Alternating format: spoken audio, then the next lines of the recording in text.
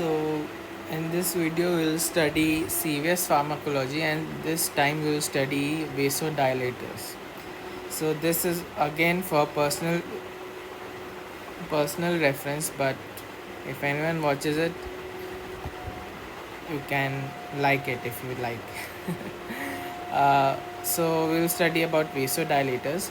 So as you can know from the name, vasodilators are dilation of the vessels, blood vessels.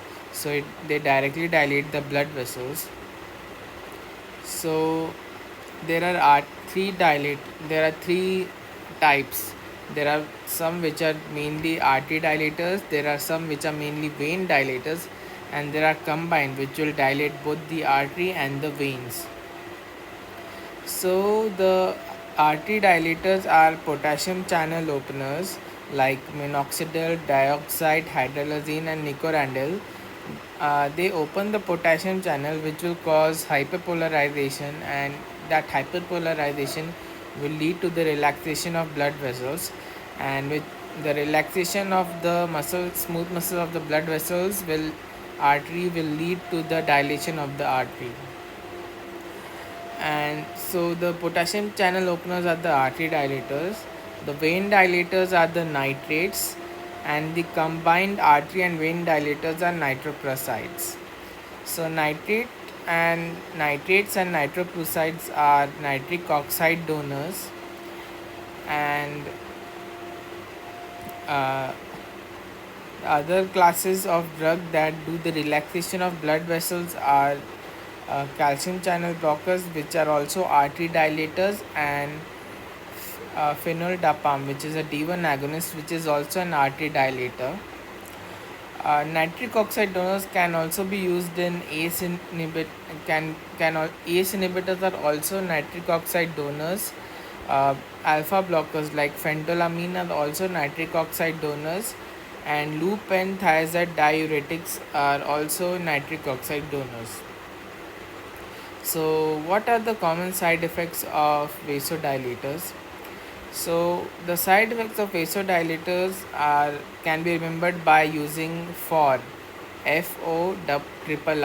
Okay, so F means flushing. So as there is dilation of the blood vessels on the skin, there will be more redness, or it is known as flushing, but there will be redness because of dilation of the blood vessels.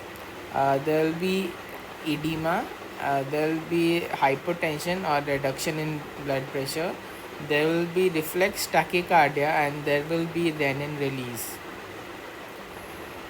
So renin release, we already know from the RAS inhibitors chapter that renin release will lead to the conversion of ACE1 to ACE angiotensin to angiotensinogen to angiotensin, uh, which will be converted due to release, and then there will be a increase in tachycardia if that angiotensin 1 is converted to angiotensin 2, and the angiotensin 2 will act on the deferret 81 receptors.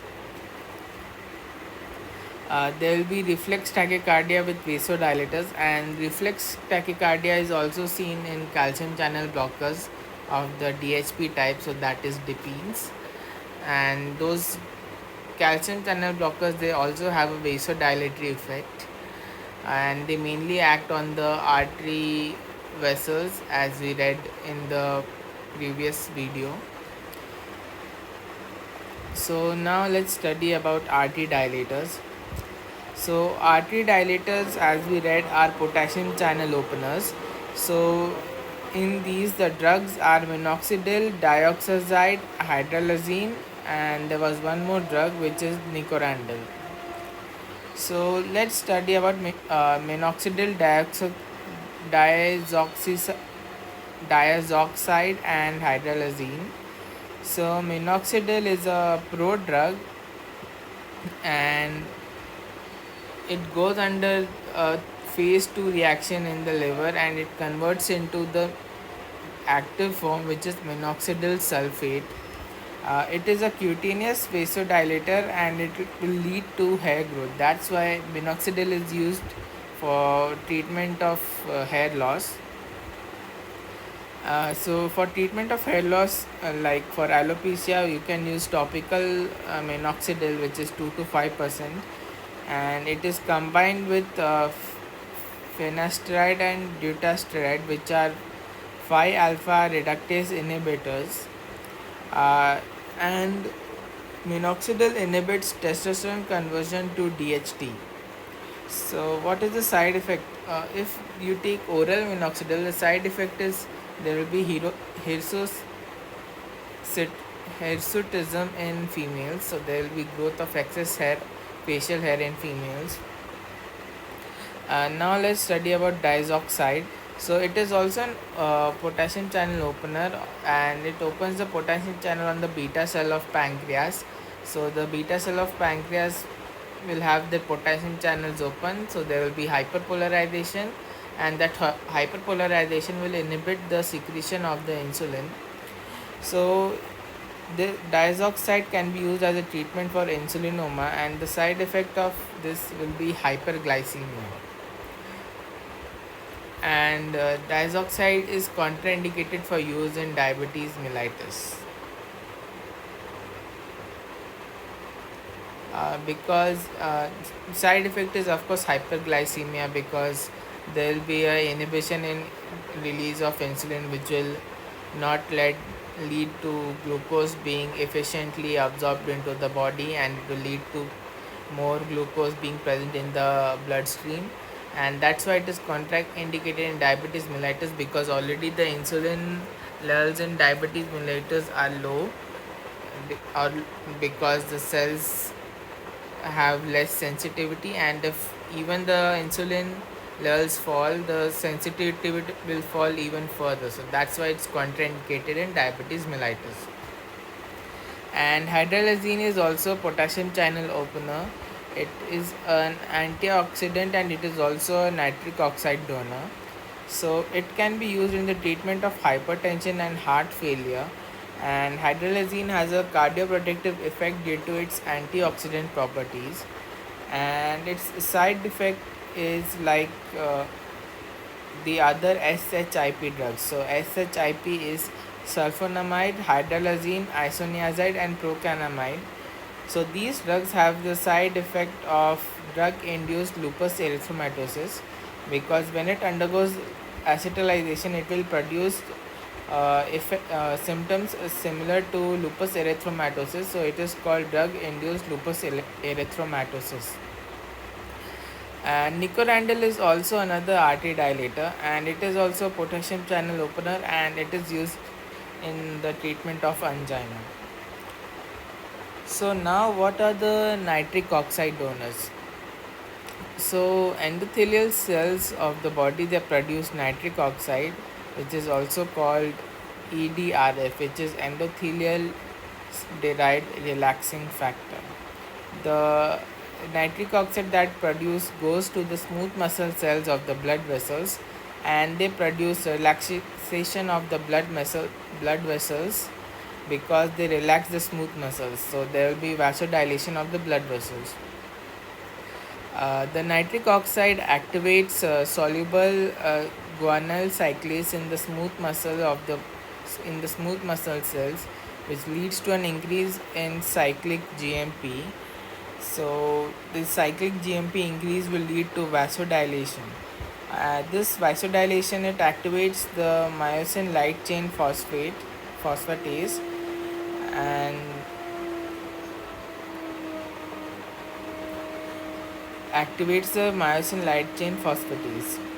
CGMP is degraded by phosphodiesterase, so PDE, that you should just know. And the nitric oxide donors in the smooth muscle cells are nitroprusside and nitrates. Okay, so the action of both are different, but they both donate nitric oxide. So nitroprusside directly releases nitric oxide in the smooth muscles. Meanwhile, nitrates, it is enzyme dependent release. It depends on the enzyme MAD. So the MAD enzyme is also known as glutathione reductase, but its full name is mitochondrial aldehyde dehydrogenase. So they both will release nitric oxide. So what is nitrates with PD inhibitor?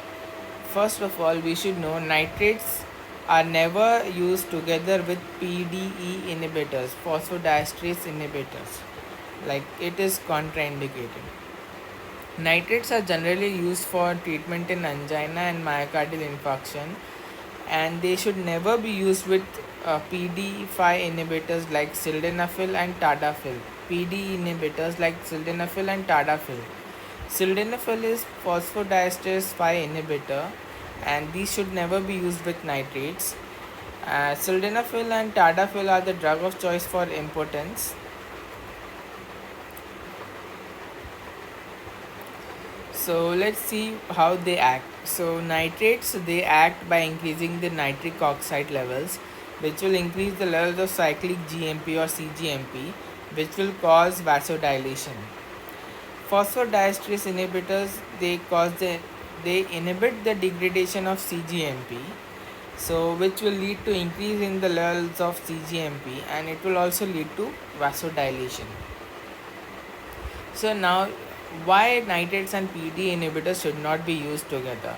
It's because they both will cause vasodilation, and if both are used together, the effects will be compounded, and it will cause massive vasodilation, which can cause hypotension and which can even cause sudden death in the patient.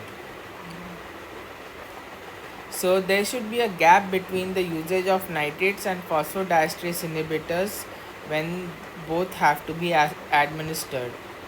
So the gap between usage of nitrates and sildenafil should be 24 hours, and the gap between the usage of nitrates and tadalafil should be at least 72 hours.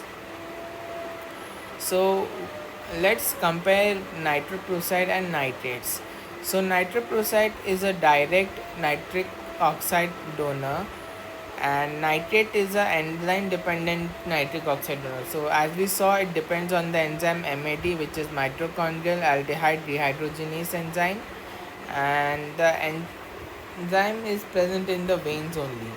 So nitrates are only vein dilators because the enzyme is present in the veins only, but nitroprusside is a artery and vein dilator, so it is a combined dilator. uh, and for the nitroprusside, the patient will never develop tolerance, but for nitrates there is a development of tolerance in the patient, because there is a decrease in activity of MAD enzyme with time. So let's study about the combined donator, that is combined dilator, that is the nitroprusside. So nitroprusside is used as a IV drug, and it can only be given intravenous, not any other way. It is the fastest acting antihypertensive agent, and the action can start in just 30 seconds. So that is why nitroprusside is also used in hypertensive emergency. So as we studied in calcium channel blockers, the drug of choice for hypertensive emergency is nicardipine, but a nitroprusside is also used in hypertensive emergency because its onset of action is just 30 seconds. So what are the side effects of nitroprusside? There can be cyanide toxicity, which can lead to hypoxia. There can be thiocyanide toxicity, which can lead to hypothyroidism, and this will lead to the thiocyanide toxicity will lead to the inhibition of entry of iodine into thyroid gland, so that is why there will be hypothyroidism. And I have just drawn a little diagram here. So when you give nitroprusside, it goes into the liver for metabolism, and the liver makes cyanide. So it is nitroprusside is also a photovolatile drug, so it will degrade in the presence of sunlight, and that is why it is always stored in the dark or the amber colored bottles. So let's study about the first side effect of nitroprusside, that is cyanide toxicity. So cyanide toxicity happens when cyanide goes into the cells and it binds to the cytochrome C enzyme that is present in the cell.